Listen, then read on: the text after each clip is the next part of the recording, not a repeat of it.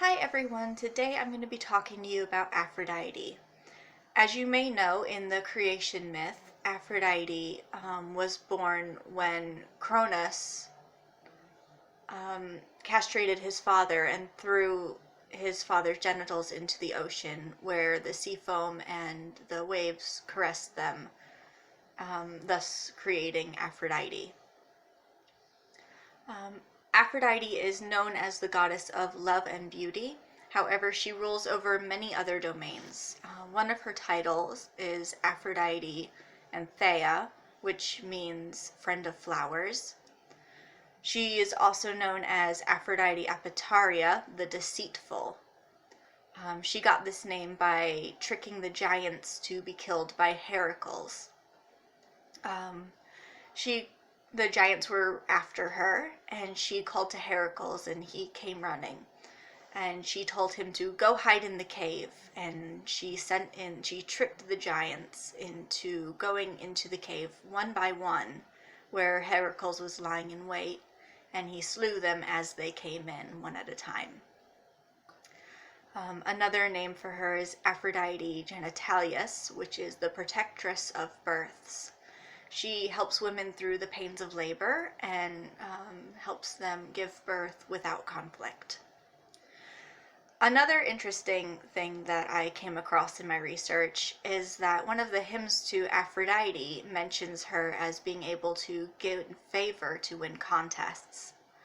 The exact verse is, "Hail sweetly, winning coy-eyed goddess, grant that I may gain victory in this contest and order you in my song."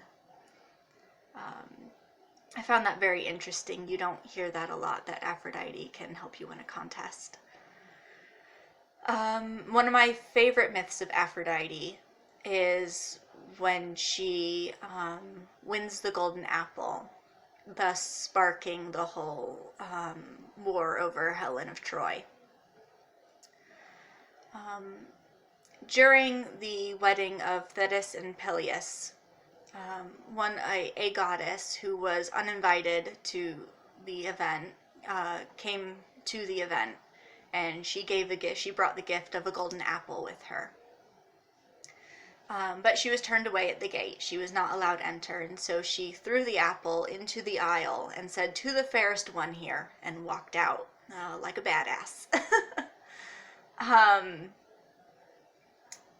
So Hera, Athena, and Aphrodite all wanted the apple. They all said, "I'm the fairest one here." And after quite a while of bickering, Zeus finally ordered Hermes to escort the three down to Earth, where the shepherd prince, who was Paris of Troy, would choose which goddess was the fairest. So they walked down to Earth, and they met with Paris. And he did not choose at first. He said he couldn't. And so they began offering him favors to make him choose one of them. Athena promised him victory in war. Hera offered to make him king of all known lands. And Aphrodite promised to have the most beautiful woman in the world fall in love with him. Paris chose Aphrodite's favor and declared her the fairest goddess. She got her golden apple, and then Paris ended up going